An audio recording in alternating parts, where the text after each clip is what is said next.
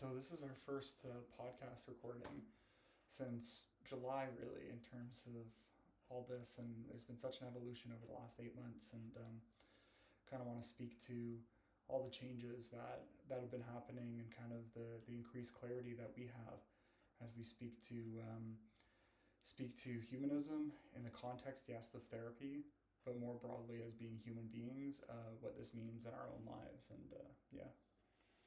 I can't wait. It's been what date did you say we? July. We were different people back then. Yeah, yeah. It's been such a growth period of like having people reach out, be interested, whether it be processing with them, meeting with them, in just supervision, but in the context of just showing up as a human for them. Yeah. But also our connection. Yeah. Of like doing retreats and just even the retreat we did, I believe it was in the summer. Yeah. It's just so unraveling in the best ways possible. So Yeah. I can't wait to dive into seeing where we're headed without knowing actually Yeah. what we're gonna talk about. What hits me when you say the retreat in the summer, so this was the first weekend of September, and we went to that like beautiful little field area by my place, and got lost, because that's the idea of this. It's like this maze built out by this person who just mows this like field, and there's places that are wooded and there's places that are wide open in the sun, and it's just beautiful, and you can really get lost in there. And with that experience, one of the biggest things that hit me was that when I was going and kind of exploring that afternoon, whenever I would go close to this kind of place where there would be like closer to these houses that would kind of line one side of this park meadow, every time I go close there, it's like I'd move away from connection with myself, which I was feeling so strongly that day, and I'd move into this place of seeing myself through the lens of how I perceived other people saw me. And we were talking about this just yesterday, and just how much of my time is spent on perceiving myself through the lens of how other people see me. And so much of how Dan sees Dan isn't really how Dan sees Dan. It's how Dan is scared other people are seeing him. Mm. And I'm so tired of that being the lens through which I see me. Mm. Especially during the trip, right? What you're saying is that projection of, we think that, as you were saying, that other people see us in a way, and they may see us in a completely different way. But it doesn't matter, because these people live inside of us. The projections that we feel, we're looking for. It's like, for me, in just the way I always think people see me is not good enough. Yeah, exactly. And I think I'm unique in that. But then, the more people I meet, the more shadows I see. Mm-hmm. There's almost a core shadow of, I'm unlovable, I'm not good enough. Yeah. And it's fucking hard, because like we all line up together in a very deep, dark place. Yeah. We're wounded in we have very complex ways, the disorders and things and issues that we are told we have that make us unique. But it's almost like, as you're talking, and you're talking about your shadow and the way that other people see you, maybe not being good enough, is the exact same shadow that I have as well. Yeah, which is so cool to name that similarity, because how many guys are sitting down and having this conversation with one another right now? Which is another piece that I'm, excited to talk about more, is just like the experience of being a guy in our society, and how socially and emotionally isolated we all are. And that's the piece that hits me, is, the context of really every guy I know is engaging in this, like, no, I'm fine, dude. Things are good. Like, if you ask in most contexts, that's the kind of response you'd get on an average. Unless stoic, or like, I'm stoic, right? Like, I wouldn't want to be emotional. I'm rational. And always when somebody's saying they're rational, it means that they are the most opposite of that you can imagine. But it's how, it's so, kind of going back to the example with people and the lens, and seeing myself through the lens of how I perceive other people are seeing me. For me, that piece that I've always gone to is like, okay, well, what's safe? What I know is safe, and the only thing that I haven't been forced to in every single relationship I've been in at times is to become an echo. And so there's always, but the thing is if that's the case at times, that at certain moments ego comes into play, so I immediately go into this kind of withdrawing inside myself and just kind of nodding along with the other person. I do this in every single relationship I've ever had, and that relationship meaning with anybody. And so that I'm so fucking tired of, being that echo. But it's like when we talk about another word that we've come up with the last month that's really connected for us has been going to the basement, meaning like when you're so overwhelmed, you just go back into that same kind of negative pattern that is unique for each person, but about the same thing. And I'm so tired of that going to the basement, that withdrawing within myself, because I get to a point I see, okay, well, this conversation can go no further. This whatever can go no further. I'm not going to be able to be seen in the way that I need to be seen right now, and so I'm just going to start to withdraw and become an echo. I'm really, really, really tired of that, and I think that's such a common experience for people who consider themselves sensitive. Mm.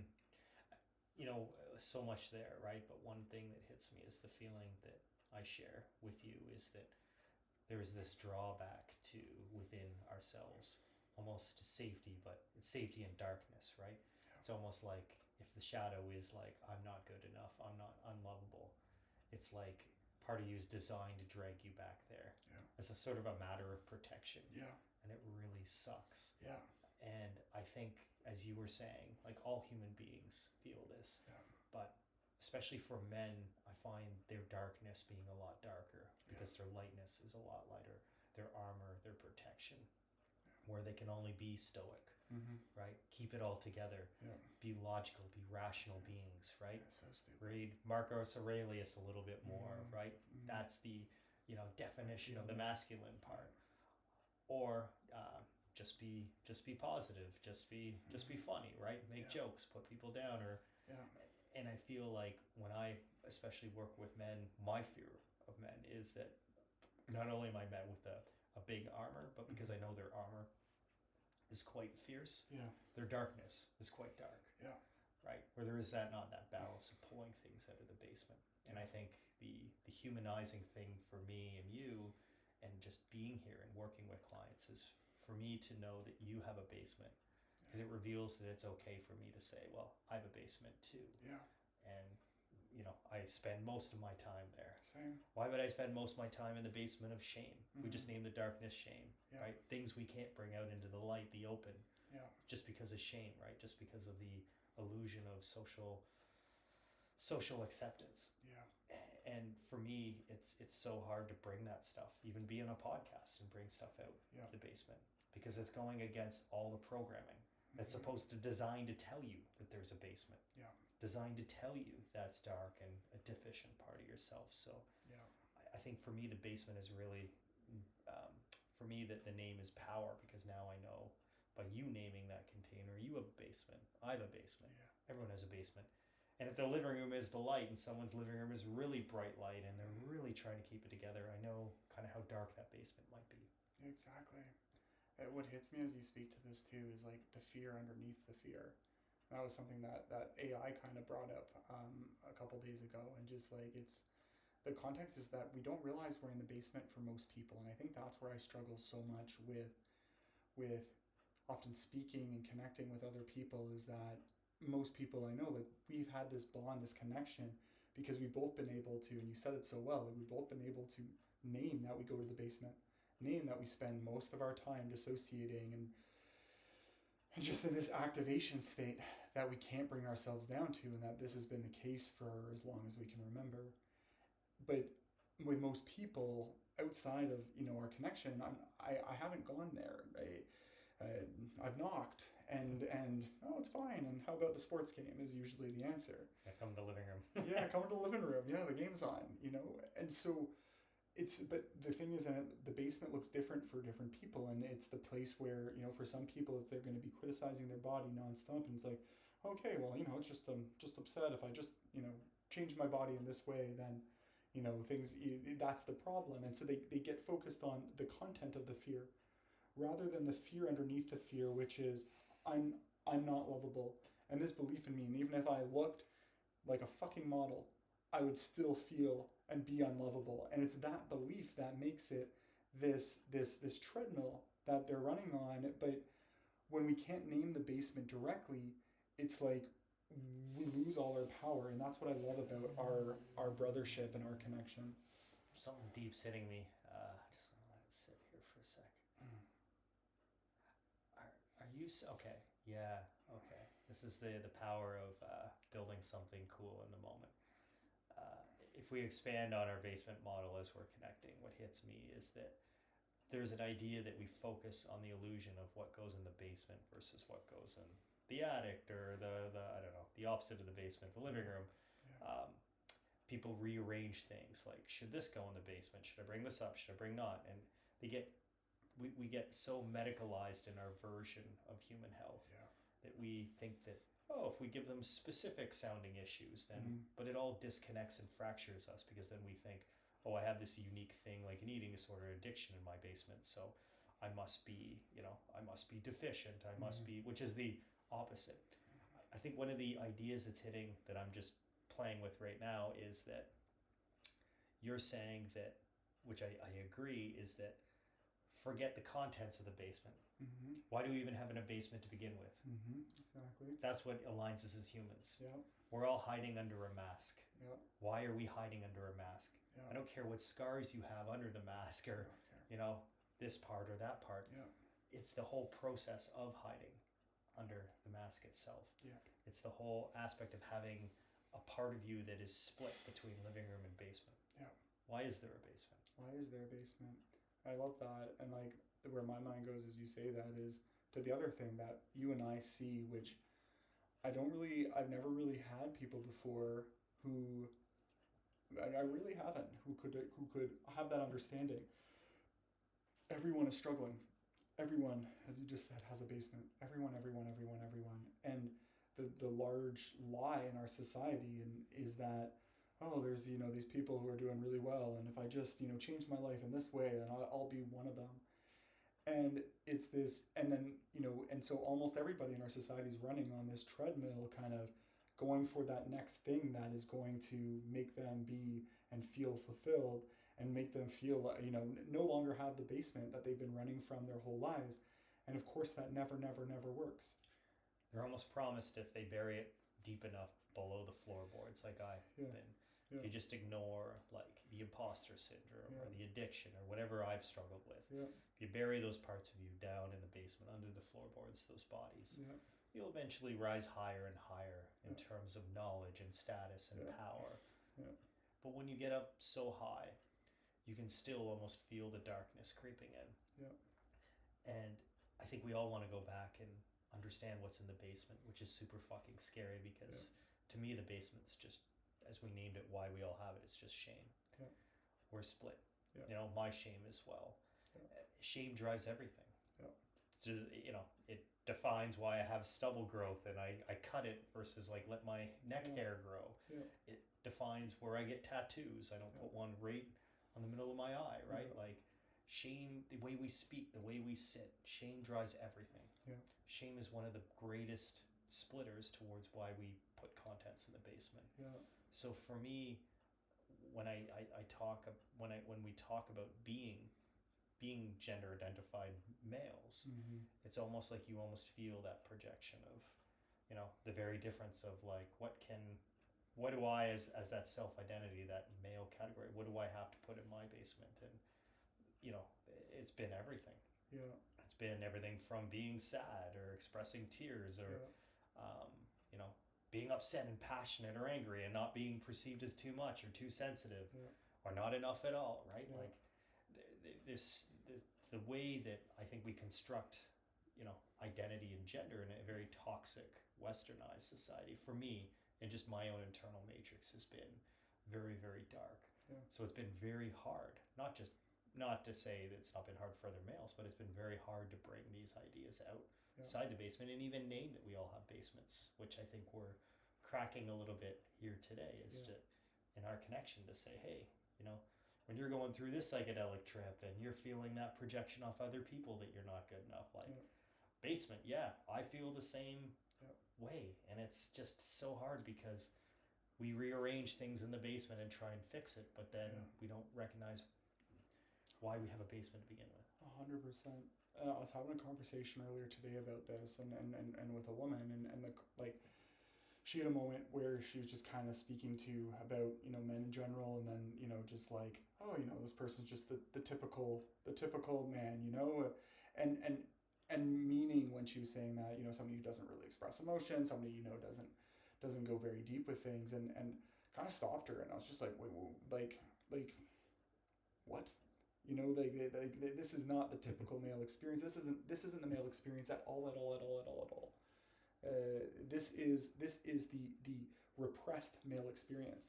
But and I get that so often from women everywhere, and like, of just like, and guys, obviously everything we're describing, they're doing it too. Oh no, I'm fine. But then it's echoed just as much and even stronger sometimes by women in my life, of that message of just like, oh well, you know, guys are just like that. That's just what men are. You know, we don't express they don't express emotions. They you know, they don't have much to say. You know, everything's kind of, you know, just on that level in comments. It's like, if you know the living room, you know what people project in the light. Yeah. You almost know the other side of the coin. Yeah. What's in the basement. Yeah. Is that's kind of what you're saying, I think, processing, right? Is that, at least in where my projection goes, is that she's kind of missing the point. Yeah. He's talking about nothing, but he's feeling then everything. Exactly. To talk about nothing. Yeah. Right? Exactly. It's like the level of narcissism. It's like, you know, people are confused. They go, I'm not one for diagnosing the medical system, but just using it as the only example that comes up. Mm-hmm. Narcissists project in the light a huge ego, a big living room, Yeah. all the bells and whistles. Yeah. You can tell in their basement quite quickly that they actually feel small ego. Yeah. We're doing everything because of the dichotomy of basement and living room, darkness and shadow. Mm-hmm. Our whole logic center, our whole what we present to the world is actually because of the basement. Like, and not use examples out here, but for my life, when people hear me talk, I've gotten a lot of jobs just based upon verbal communication. Yeah. And I don't think what people realize is that they're like, oh wow, really good at public speaking, really good at, you know, conversation on the fly. They don't realize that you could tell one part from me and you could quickly read my other part. Yeah. That I'm actually, when I grew up, was so traumatized by social engagement and bullying in school. Like, I had a stutter. Yeah. I had a speech impediment. Yeah. So my basement actually drives what's in the living room. Exactly. And that's the idea that I think is connecting in my head, is that the more and more we build up and up and up, it's actually all driven by the basement to begin with. Mm-hmm. There's an illusion that there's actually a disconnect. So when that woman is talking and saying, oh, you know, mine must be like cut off and disengaged and not going deep, they're making a choice not to go deep because of what lies in the basement, whether they know it or not. Yeah. And most of the time, they don't.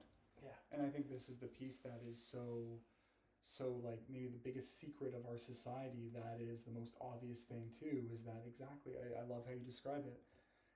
You know, this idea of this man who is, you know, stoic and, you know, unemotional and rational, and, you know, is a complete illusion. And it only exists in the context, and you spoke to it so well, where you are suppressing everything within you. And this is not true masculinity, but it is understood in our society. It is often by so many people I talk to, women and guys. It's just like, well, that's just the masculine. Like, you don't know the first fucking thing about masculine. That is only true because you choose to believe it's true, and you're choosing to believe it's true for the reasons that are in your basement that you're not going to right now. Yeah, we have a tendency, as you said, to point the finger outwards, to say, it must be them. It must be because they're not going deep. But we never point the finger back to us. Yeah. What comes up for us to say something like that? Yeah. Yeah. What's going on in our basement? What's going on in our basement? And so I want to reiterate that with what we're saying today, is that everyone is struggling. And I feel like I've lived my life with each person having to, and I guess just as we speak, I'm kind of putting more words to that, of like, I get to the point where they're not comfortable going further, and they're not comfortable going further in the conversation, the discussion, in the whatever, in the playfulness, in the whatever it is, the connection that is there. They're not comfortable going further because of, oh well, I'm playful with another guy here. That's gay. Don't do that. Don't be a pussy. They hit a wall within themselves that is a wound that they have buried, and then they project it onto me, and I take it of like, shit, what did I do wrong?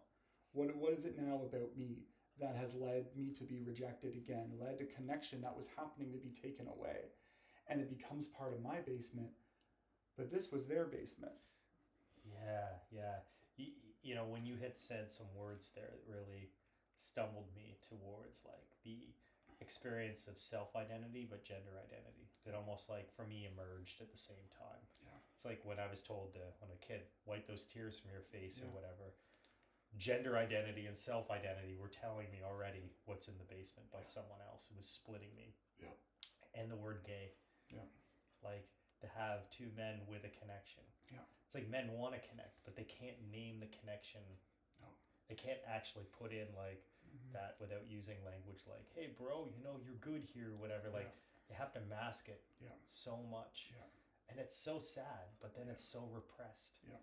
Right? And you can see it in the repression all the time, right? Yeah. Like example comes up, when I used to go to the gym pre-COVID, before everything shut down, which I'm a much better place that I get to work out in my own sort of space. Yeah, so much better. But I would go to the gym and you would just see all these like hyper masculine alpha guys living their best, Andrew Tateism or David Gogginsism of the masculine part being the alpha male, but so repressed thing. And you would see them like trying to walk around like they were these silverback apes sort of in the gym. And I was always so confused, slightly intimidated by presence as well, because you're trying to get workout and stuff in. But then you would see them in their repression. Everything they're doing is saying all their insecurities. Like you'd see them in the mirror like flexing and checking out their abs and stuff, and so obsessed and so sensitive about their image of their body, and this almost sexualization that's repressed of their body, and showing their biceps to other men, but then talking in a way that was very heterosexual affirmative, like oh, we don't talk about this, we don't, and talking about women in a certain way. And obviously I'm doing a terrible job stereotyping an entire group, but only using it for the reference for the people that I saw at that. And it's again, it goes back to this premise for me that as a man, like you're told quite quickly, don't have that feminine shadow part, don't have uncertainty, always be logical, don't tap into emotion, although we're all human and driven by emotion, which is a crazy fucking illusion. But we're told this, and then this is why I think men, as I was saying before, gravitate to this sort of stoic sort of lifestyle and think that they're the more logical part. And then women entertain, oh, they must be the more logical part. And it's like, no, we're replicating the stupid illusion that we're getting from society on what actually is only half of a human. And everything else then becomes repressed. And then the woman starts to suppress her logical part. She goes, oh, he must be more logical than I am. And it's like, no, he's driven more by his basement, actually, and he's so unaware of that. But she doesn't see that. She just sees the outward projection of what he's presenting, and because she's blocked by the own things that she hasn't gone to that are in her basement. So she looks out at him, and that's where the draw happens. And I just that element of those conversations that I've had recently with women, of just like again and again hearing this idea of like, oh well, men are less expressive, men are less. It's just like, traumatized men who are choosing to not go and do the work on themselves are less expressive. That would be the descriptive answer of that. And not to, I'm just moving my legs here just because falling asleep, but not to project them. Like it's also part of my journey, not being right or wrong. Like I lived many chapters in my life where I bought into this hyper version of masculinity, where I treated women in a certain way, but only because I didn't know. The feelings, the basement was always there with me, whether I knew it or not. Exactly. Right? I just tried to be the version in the light, like the living room, where I'm like, people will visit me in the living room. That's where people are going to see me. They're not going to see whatever I bury down. Nope. And speaking again to the rational thing you said before, it's just like, if you were saying, oh no, I'm a rational person, like, and I'm not emotional, I'm rational, like, you are a robot, is what you're saying, if that's true. And so it's never true, and then it becomes, okay, so because that's never true, and yet probably that's the most common thing I've heard from guy friends and from, and in general, that's celebrated as the masculine, is, rational and not emotional. And of course, that's 0% true, because as human beings, we are all driven from emotion. We wouldn't have any motivation to do anything at all in the absence of emotion. So because that's not true, it's this illusion. And then, so the ideal man is an illusion. It doesn't exist. And obviously, I imagine, woman would speak to the same thing in terms of the ideal woman. That would probably be an interesting conversation too. But it's like, we're all hurting in this society right now. I think that's the biggest thing that I kind of want to put words to, that I don't hear out there, is that there is nobody right now on earth that is doing well. Nobody that I've ever met, nobody that I've ever heard of. And we need to do away with this illusion that there's people who've made it, and if we just did this, we'd make it too. We're on a sinking ship. We are all struggling, and we are on a sinking ship because none of us have the connection in our lives to the point that we need. Maybe in a sense it brings up in me just in the moment that when we started, we had all the pieces of us. I struggle to say parts because I don't want to make this too IFS, which is another sort of problem about the parts theory language that's been sort of in psychotherapy. Yeah, I'm not my turbulent mind wants to go there, but maybe we start with all the pieces of us in the puzzle, right? That were there, we were completed at the beginning. And half that puzzle tried to go back in the box because we weren't going to be accepted. And the reason we have a basement and a living room is just because of the split. We're all relationally traumatized the same way. And all we're doing in the world is playing this game of hide and seek, right? Yeah. I hide something in the basement, but I'm really seeking it out, but then I hide it because I don't want to bring it to the light of connection of other people. And what we're saying is, no, we all have a basement. We all have pieces we're trying to get rid of that are in the box that we're not getting, that we hate them. We come back to the living room. But the real work is to first acknowledge, we have a fucking mask. We have a basement. We're all hiding under a shield. We all have the shadow. We all have the cellar.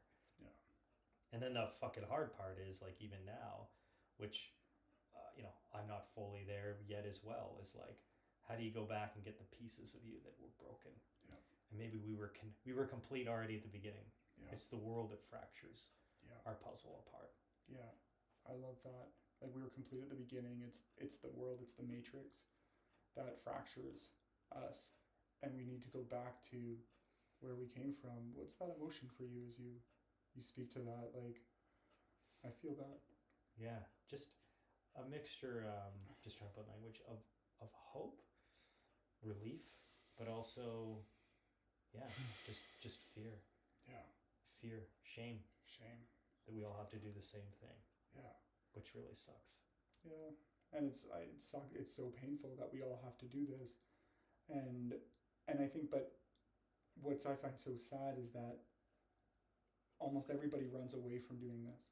And I think that's such, we did our first recording back in July, and now to kind of put more words to things, when we kind of start presenting our ideas with this hope, okay, these are going to catch on, really quick, because this is clearly stuff that's so important. But when we didn't have that result and that experience, it was, kind of starting to realize it's so, this fact that we all need to go to the basement. This is something that, most people in our society, most people in general, we run away from that. Say, no, there's nothing, we not just run away from it, we structure our lives to avoid doing that, because that's what we've been doing since the times that we were wounded, is how do I avoid this so I don't have to go back to that painful place that I've lived in before. And I think you see that so much in terms of like what we do generally as adults. We become more and more isolated as we get older and older, because it's like, and but we have this homeostasis, we have this equilibrium, because it's like, okay, I have the things that make me comfortable, and I, only see this group of people, and, only this kind of conversation I'm having. And so we protect ourselves psychologically more and more and more. And our worlds become smaller and smaller and smaller and smaller, and we're more and more isolated, and it's really, really sad. Yeah. What hits me is we're speaking. Mm-hmm. Feel the sadness that you were talking about that was coming up. Yeah. There's also feeling your sadness, but then feeling it mirroring back to me. Yeah. Is that there's almost a sadness that I've had to bury so much parts of me in the basement to begin with. Yeah. And the healing thing is in our work as therapists is not to get rid of the basement and go to more fancy techniques in the living room and cope and sail along, not going in the waters of the basement, but get a life raft. Yeah. Is I think we have to go through the journey. I've had to go through the journey because we're all trying to escape the basement, so we try to bury it deeper and then go back in, or maybe we rearrange the pots in the living room, it'll be better. Yeah. Maybe if I do this, it'll be better. Maybe if I build a second addition on top of it, it'll be better. Yeah. The more we bury it, the more we go back to it, and the more, for me in my addiction path, I go from day one out of the basement to day zero, day one to day zero, but I never go the other way. I never go to -1 day. I never go to the basement and just say what is inside the basement that I can't bury any longer. Especially my struggle with addictions, it's hitting and it's telling that we're all trying to escape ourselves to some level, and we're all failing and doing a horrible job at it. So when we're not escaping it, we're hiding it, we're numbing it. As men, numbing probably every other emotion, every other part or piece of them. And the work is really first acknowledging that everyone else has a basement. You too? Oh shit. Okay. Now what's inside there, because it's a dark descent into things that you may not know or have buried for so long. I love how you say that, and what hits me too is the belief underneath that, the fear underneath the fear, the belief that we won't be okay if we go there, that it is just going to wreck us again, that there's no way out of seeing ourselves from the negative view from which we've seen ourselves for however many decades, for however long. I'm not good enough. I'm always gonna, I've always had that belief. Okay, so how are you gonna change that? All of these beliefs that are there, that have been there for so long, it would be stupid if you had that for decades. That's irrational to think that belief could change. And that's the thing, people would say that, I'll be like, yeah, you're probably right. You're probably right. Irrational. And at the same time, the context is that if we don't move towards challenging those beliefs, we will project onto others, we will hurt others, we will never feel fully connected to ourselves, we will never be able to fully connect with others, and we will never be able to live even a fraction of the life we would be able to live if we began to challenge it. And it's not a binary. It's not okay, it has to change and only then will we have that life. Life happens in moments. And the moment we, just like in our connection, every time that we are able to go deeper in terms of having a vulnerable and a real conversation, we build moments that we haven't had before. And that's where things really start to change. And I guess that's what we're talking about, is saying this is a binary choice. We see everyone out there who's choosing to avoid this, like the plague. We see you. We see you. And we're saying, choose differently, because the choice right now is perpetuating harm on yourself, on all those around you, and it needs to stop, and we need to find a different way together. Mm-hmm. I love what you said there, is that we need to make a different choice. Is that we're all trying to continue to live in the surface of maybe the light and darkness dichotomy is just, if we use our shadow, being good enough. And the living room is just good enough. So the basement has to be the other side, not good enough. But it's just such a fucking stupid illusion. Because good and bad just mutually arise from each other. The fracture point is, there was even a question that a part of you was good enough or not good enough. That's the fracture point. The question, not the good or bad, the idea that there could be a bad. That's it. Yeah. That's it. Because then we struggle to throw the things we don't like and we demonize them into the basement because they're just telling us they're not good enough anyways. Yeah. We want them to be good enough. We want to tell ourselves we're good enough. Yeah. But even that's a value judgment. Yeah, it is. Right? It is. So we're in this constant struggle between light and darkness. And when we started, there was no question about being good enough or not. Good enough or not to whom? To whom? That's the biggest question. Yeah. What drives, I think, this matrix of illusion. Yeah. Is that to whom are we good enough? Because we're constantly, I'm not projecting, I'm constantly struggling to be good enough. Mm-hmm. But I don't even, if you were to ask me that question, it's such an infant question that I have not experienced it. Yeah. And what hits me when you say that too, and is that so often, and I find that as again, very generalized, but I find women will maybe live that in a more conscious way, that struggle. Whereas as the male experience, the idea is just shove it down. No, I'm fine. I'm absolutely fine.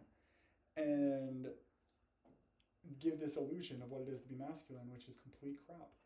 And in both cases, it's like we need to find better ways to talk about the not good enough and the bad and the 1,000 other messages that we've learned since we were kids.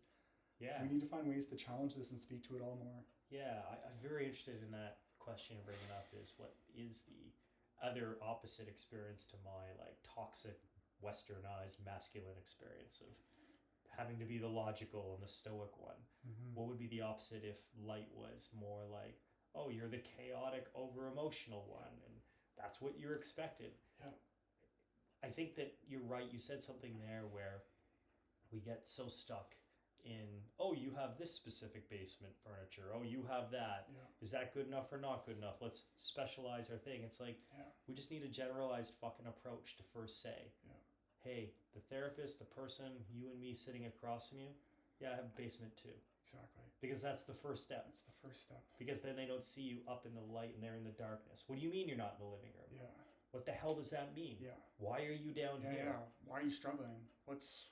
I'm not told this by society, of life coaches, of people telling me all these techniques to get rid of my trauma, my shame. I can just out-rationalize myself and logically tell myself that I am good enough. But you're telling them, no, I'm still here. I'm still struggling in the basement. Yeah. Part of me that doesn't think I'm good enough, I have that too. Yeah, exactly. And then they go, what do you mean you have that? Yeah. And then it's like, now let's both figure out together. Yeah. How the fuck do we unify both the living room and the basement together without the exclusion of one or the other? Exactly. I love this, and I love what we spoke of too today around all of this. Like such a cool thing to build in connection with the other, like me and you. Like where we come in, we know we're gonna, we know we're not gonna, one's not gonna expert out the other. We trust each other. It feels safe, and so we can start just exploring. Yeah. Right. Yeah. And I try to really remind myself that it's okay to explore, even building this basement thing out. Yeah. Because it's so important. Yeah, it's so important. I just wish more people could do that in connection with each other. And I feel like that's what we're doing. Even this conversation, it's like we're throwing a rock at the illusion that is, everybo's doing okay. The illusion of, what it is to be masculine and, the rational. This illusions that we've been taught since we grew up. I'm okay versus I'm not okay. Yeah. Again, this duality.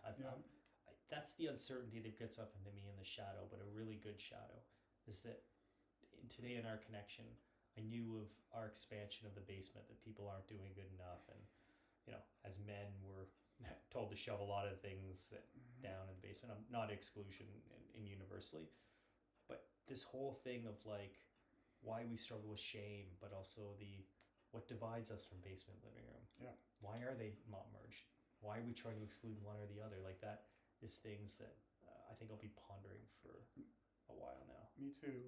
I love that. That's such a good place to kind of wrap it, of just around duality, because that's what hits me from what you just said, is that the living room and the basement, the I'm doing okay and I'm not doing okay. I think as a guy, there's so much emphasis of of course I'm doing fine, and then switching the topics, and that element of just okay, well, if there's this determination to be no, I'm doing good, if there's that energy to say that, then there is a fear of what it means to not be doing good.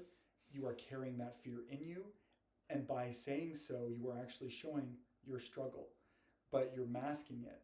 And I think for me, the frustrating thing has been how everybody in our society seems to, most of the time get completely kind of thrown by that. And everybody has people where they're like, oh no, I see through this person. But then these people, oh no, these people. And then those people become the idolized people who are doing really well. And my life was just more like, whoever, then I'd be doing better. Yeah, we almost see each other in hierarchy, like a tall tower structure of like, those people are below me. They're in the darkness. They're in the basement. I'm in the light. Yeah. And we tend to do that to each other. Or, oh no, with downward comparison, I'm in the basement. Exactly. I need to strive to be better in the light because these coaches or these Wizard of Oz have figured out the thing. And I think that's so hard to do because when we go to people in connection, they're already above us or below us. Yeah. And to do what we're doing is to say, no, I'm not looking above, I'm not looking below. I have a mask, a living room, and I have a basement, a shadow. Yeah. I have both. Yeah, I have both. And that's the bold and I'm pretty sure you have both as well. And not just pretty sure. I know you have both. Yeah. And that's the piece of like kind of throwing out that illusion. It's like, and I think that might be the most controversial thing that we're saying with this. And so I'm glad we came back to it at the end. You're saying you're fine. I don't believe you for a second. And if that upsets you, that I'm not believing you, then that upset is showing your fear of not being okay. Yeah. So whether you're conscious of that or not, you're showing the fear that lives inside of you when you're getting upset at me saying nobody's doing okay in our society. Yeah, love that. Cool. Yeah, awesome. All right. Well, yeah, thanks for listening to the second podcast episode. This is very cool. And if anybody has questions or ideas that like, oh, okay, that made sense when you say that, but that I wasn't clear on, like hit us up and we'll kind of dive in more from there. Cool. We'll see you next time. Thanks.